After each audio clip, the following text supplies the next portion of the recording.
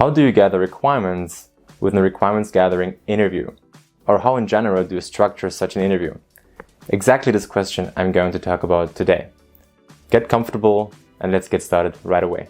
Imagine the following scenario. You are the lead business analyst within a bank.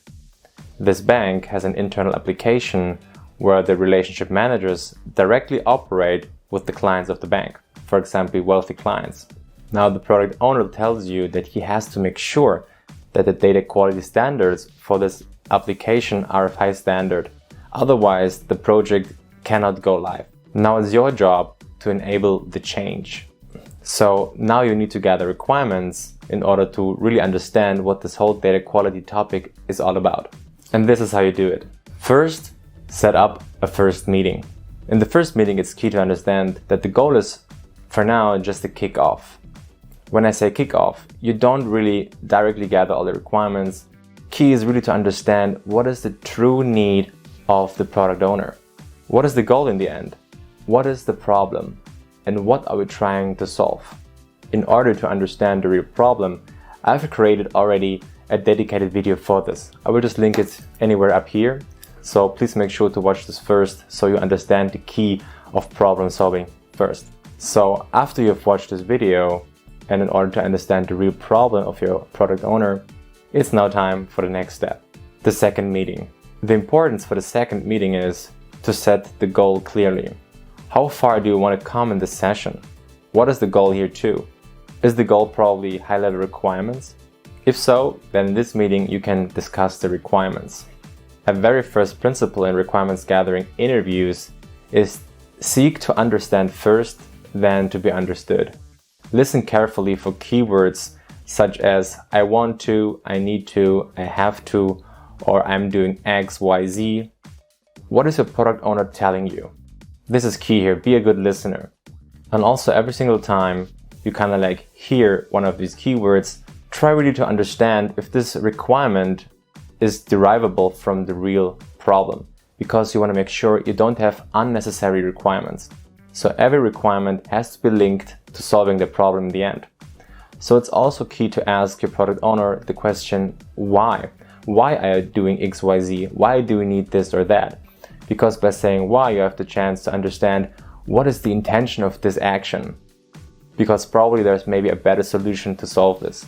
Also, be active in the conversation. Try to repeat the requirements your product owner is telling you. This just helps directly finding flaws and your product owner just giving you a confirmation if you're gathering the right thing. Not only repeating, but also documenting the requirements. You need to document all of them.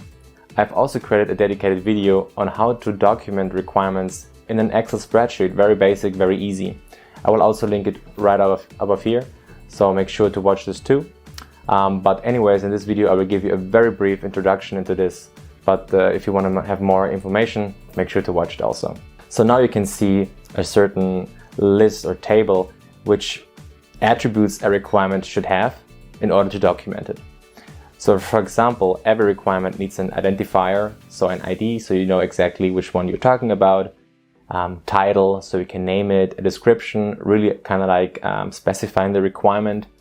And also some other points like the author, the source, the owner, who's owning this requirement, who was the source. So you get more information probably about the requirement. And also the author, probably it's just you, but in case you are working with someone else, it's also good to know who is the author here, so you can ask also him or her about the requirement.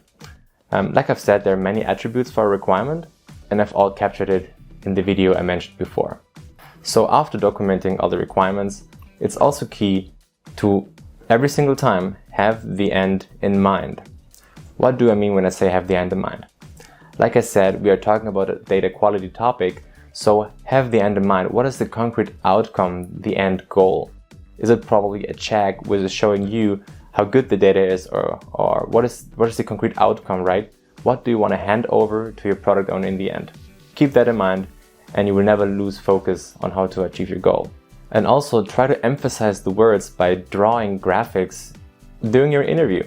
You could use a PowerPoint slide, you could use a whiteboard. Try to model whatever your product owner is telling you in basic requirements, right? If he's describing maybe some databases, how they interact with each other, or maybe he is kind of like describing the user interface he wants. Try to mock it, try to draw some graphics, create some tables, whatever it is. Try to use visuals to understand better and document more clearly what's going on here. After all this is done, you can wrap up the meeting. So just kind of like telling the product owner again what you have documented for now, how the status quo is, and probably also will give you a confirmation that that's kind of like true, what he's also thinking. And last but not least, in the second meeting, also sending it out. So your product owner has the written format of what you were just communicating to each other in this meeting. All right, after this second meeting, there's something more going on. What we need to do now is we need further refinement and also prototyping. What do I mean by saying this? Basically, now you have an initial set of requirements. But of course, requirements are not something like from the first day you all have them and you're ready to go. You have to refine them more.